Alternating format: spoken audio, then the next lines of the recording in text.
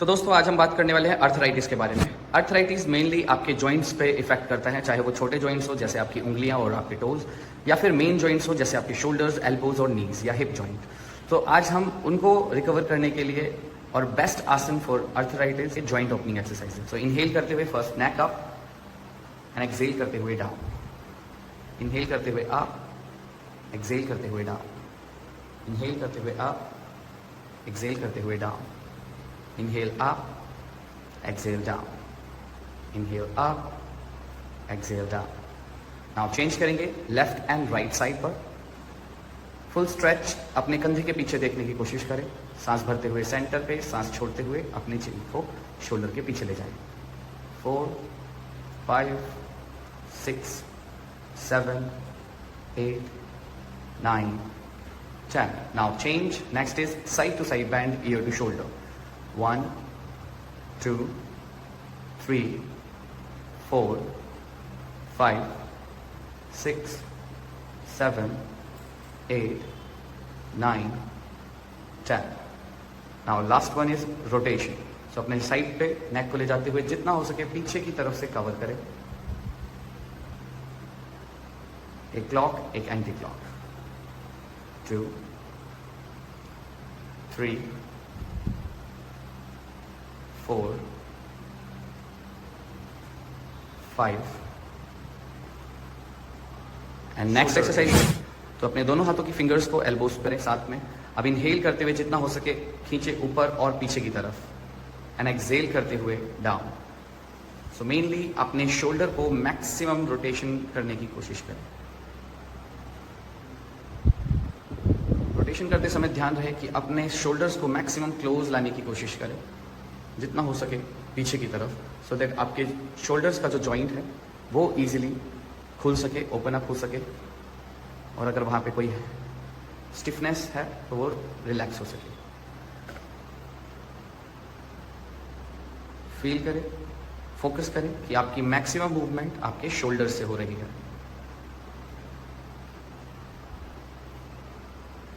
तो आपका मेन जो मसल्स यूज हो रही है वो आपकी शोल्डर मसल, ट्रेपेजियस मसल्स हो रही है, जिससे आपके शोल्डर्स में जो जकड़न होती है अर्थराइटिस की वजह से उसमें काफ़ी। नेक्स्ट एक्सरसाइज फॉर दोनों हाथों को सामने की तरफ खींचे, अंगूठा अंदर, मुट्ठी बंद एंड स्टार्ट रोटेशन।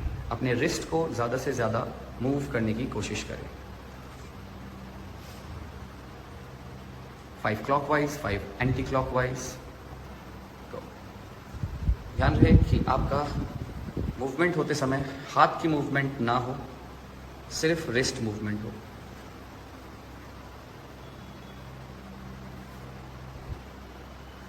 नाउ यहीं से हम नेक्स्ट एक्सरसाइज करेंगे अपने फिंगर्स के लिए। सो अपने हाथों को मैक्सिमम स्ट्रेच करें, उंगलियों को खोलें, जितना दूर कर सकते हैं खींच सकते हैं उसको खींचने की कोशिश करें, एंड देन एक एक करके अपने जॉइंट्स को बंद करेंगे। यस, अगेन स्ट्रेच करें एंड लूज करें, स्ट्रेच करें एंड लूज करें। जितना हो सके लास्ट में मुट्ठी को बंद करें। अगर आपको फिंगर्स में गाउट की दिक्कत है तो आपको मेनली आपकी फिंगर्स पे जो अंगुलियों के बीच में गांठें पड़ जाती है जॉइंट वाले हिस्से पर, तो उसमें आपको पेन होगा। तो स्टार्टिंग में मेन फोकस अपने फिंगर्स पर रखें एंड पूरा स्ट्रेच देने की कोशिश करें।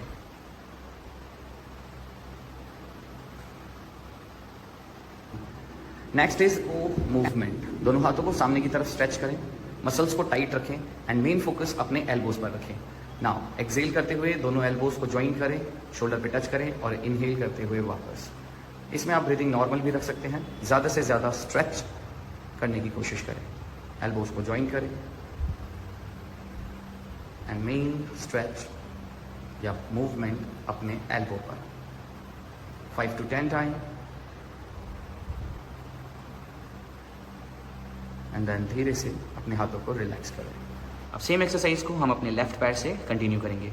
जॉइंट को पकड़ते हुए नीज को अप एंड डाउन, ज़्यादा से ज़्यादा स्ट्रेच करेंगे।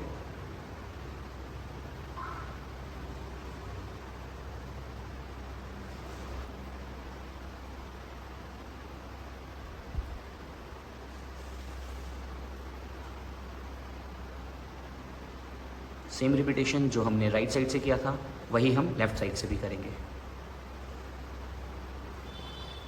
अब यहीं से हमारी दूसरी एक्सरसाइज होगी नी रोटेशन। तो अपने नी को क्लॉकवाइज और एंटी क्लॉकवाइज घुमाना शुरू करेंगे बिना अपने थाई को ज़्यादा मूव करें। कोशिश करें कि आपकी बॉडी, आपका पैर सेम पोजीशन पर रहते हुए जितना बड़ा सर्कल आप अपने नी से बना सकते हैं उतना बनाएं। 5 time clockwise, 5 time anti clockwise, और धीरे धीरे फिर इसको बढ़ाने की कोशिश करें। अब सेम एक्सरसाइज हम अपने दूसरे पैर से भी रिपीट कर जाएंगे। 5 time clock, 5 time anti clock, और फिर धीरे धीरे इसको बढ़ाने की कोशिश करें। नाउ नेक्स्ट एक्सरसाइज हमारी है एंकल स्ट्रेच या फिर एंकल मूवमेंट। तो उसके लिए सबसे पहले हम अपने एंकल्स को इनहेल करते हुए पीछे और एक्सेल करते हुए आगे की तरफ पुश करेंगे। ब्रीदिंग को आप इनिशियली नॉर्मल भी रख सकते हैं, बाकी आप चाहें तो ब्रीदिंग को इंक्लूड करेंगे तो आपको इंटरनली काफ़ी इफेक्ट पड़ेगा। ज़्यादा से ज़्यादा टोस को पीछे की ओर और आगे की तरफ स्ट्रेच करने की कोशिश करें। 5 से 10 बार स्टार्टिंग में, और फिर धीरे धीरे इसकी रेंज को बढ़ाने की कोशिश करें। एंड देन यहीं से हमारा नेक्स्ट एक्सरसाइज आएगी एंकल रोटेशन। सो सेम जैसे आपने नीज को क्लॉकवाइज और एंटी क्लॉकवाइज घुमाया था, उसी तरह अपने पैरों को भी क्लॉक और एंटी क्लॉकवाइज मूव करेंगे। And then reverse. And then last हमारा है सबसे स्मॉल जॉइंट्स, अपने टोज के जॉइंट। उसके लिए अपने टोज को in and out contract and stretch करेंगे।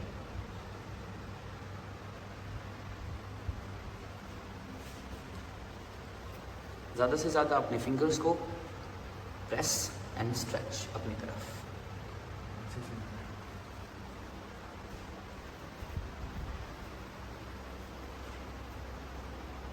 तो ये थी हमारे जॉइंट्स ओपनिंग। अब हम कुछ स्ट्रेचिंग या कुछ आसन ऐसे करने वाले हैं जो हमारे को स्ट्रेंथनिंग देंगे, हमारे मसल्स को और हमारे जॉइंट को सपोर्ट करेंगे। तो उसमें सबसे पहला हम करेंगे ताड़ासन। और आज हम जो भी आसन और एक्सरसाइज हम करवाने वाले हैं वो मोस्टली आपको वॉल सपोर्ट के साथ मिलेगी, ताकि आपको करने में कोई परेशानी ना हो। आप इसको बिना वॉल सपोर्ट के भी कर सकते हैं अगर आपकी मसल स्ट्रेंथनिंग है। अगर आपको इनिशियली पेन हो रहा है और आप शुरुआत कर रहे हैं तो हम प्रेफर करेंगे कि आप अपने वॉल के साथ इन एक्सरसाइज को कंटिन्यू करें। तो सबसे पहले हम करेंगे ताड़ासन। उसके लिए आप अपने दोनों हाथों को वॉल पे रखें एंड देन स्ट्रेच करते हुए अपने आप को खींचे ज़्यादा से ज़्यादा। हील्स को उठाएं एंड बॉडी को ज़्यादा से ज़्यादा खींचने की कोशिश करें। इसमें मेनली आपका पूरा शरीर इंक्लूड होता है। फिंगर्स को और ऊपर स्ट्रेच करने की कोशिश करें, ज़्यादा से ज़्यादा स्ट्रेच करें।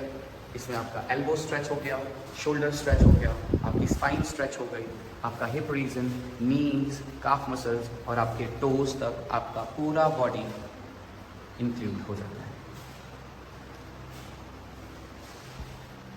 कोशिश करें इस आसन को जितनी देर होल्ड कर सकते हैं उतनी देर होल्ड करने की कोशिश करें, और मिनिमम 15 से 20 सेकंड तक रोकने की कोशिश करें। फिर सांस छोड़ते हुए धीरे से वापस आ जाएं और कुछ समय का आराम करें। नेक्स्ट स्ट्रेचिंग हमारी होने वाली है शोल्डर्स के लिए। तो उसके लिए अपने राइट वाले हाथ को या लेफ्ट वाले हाथ को वॉल पे सपोर्ट लें पीछे की तरफ, और अपने शोल्डर को पूरा वॉल से टच कर दें।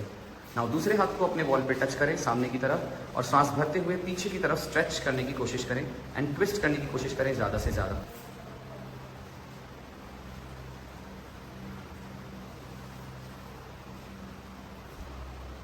नाउ सेम स्ट्रेचिंग करेंगे। अपने हाथ को वॉल पे रखते हुए पीछे की तरफ स्ट्रेच करें एंड अपने शोल्डर को वॉल पर टच कर दें।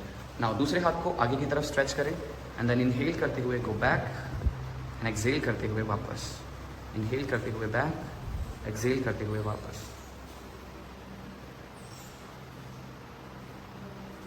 पंद्रह से 20 बार।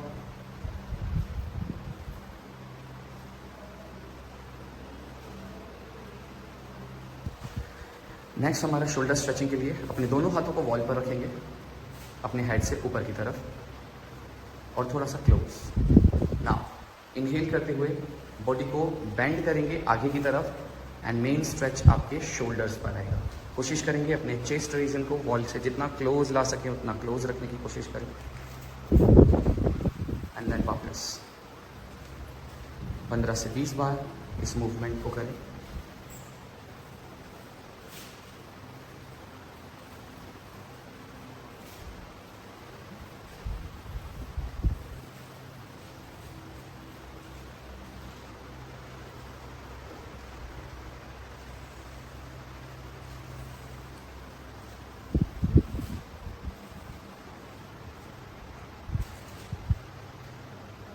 देन एक्सेल करते हुए relax.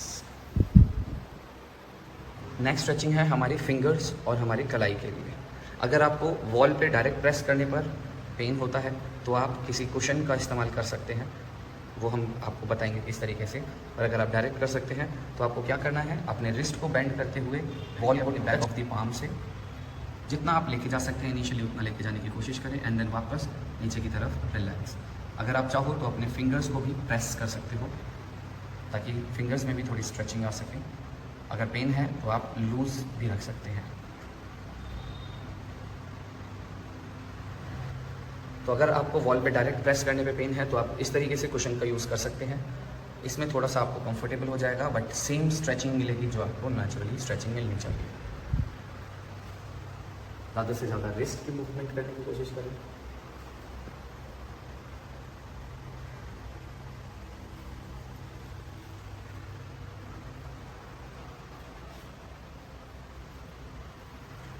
And then slowly relax. तो नेक्स्ट एक्सरसाइज है हमारे फिंगर्स और फिंगर स्ट्रेंथनिंग के लिए। तो आप इस तरीके से किसी भी कोस्को की बॉल को ले सकते हो, और अगर आपके पास कोस्को बॉल नहीं है तो इनिशियली आप स्माइली बॉल का इस्तेमाल कर सकते हो। सो मेनली आपको क्या करना है, बॉल को टाइटली प्रेस करना है एंड देन फिर लूज छोड़ते हुए स्ट्रेच करना है अपनी फिंगर्स को, and then contract again and then stretch again. जितना हो सके बॉल को टाइट और दबाने की कोशिश करें, एंड देन लूज छोड़ते हुए उंगलियों को स्ट्रेच करने की कोशिश करें। इससे आपकी मेनली जॉइंट्स ओपनिंग होगी, प्लस साथ साथ जो उंगलियों की मसल्स है उनमें भी स्ट्रेंथनिंग आएगी। 15 से 20 बार, या तो आप इसको नॉर्मल भी कर सकते हैं कभी भी।